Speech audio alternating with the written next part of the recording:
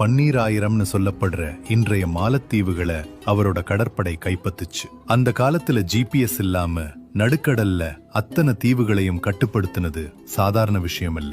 இதுதான் blue water நேவின்னு இன்னைக்கு சொல்றோம். போர் வீரன் ராஜராஜனை விட நிர்வாகி ராஜராஜன் ரொம்பவும் ஆபத்தானவர், அறிவாளி. கிபி 1001 ஒரு மெகா ப்ராஜெக்ட் ஆரம்பிச்சார். உலகளந்தான் நாடு முழுக்க இருக்கிற ஒவ்வொரு அடி நிலத்தையும் அளக்கணும். யாரு நிலம் வச்சிருக்கா, என்ன விளையுது, எவ்வளவு வரி போடலாம்னு துல்லியமா கணக்கு எடுத்தார். இன்னைக்கு நாம் சர்வே நம்பர்னு சொல்றோமே, அத 1000 வருஷத்துக்கு முன்னாடியே கொண்டு வந்தவர் அவர்.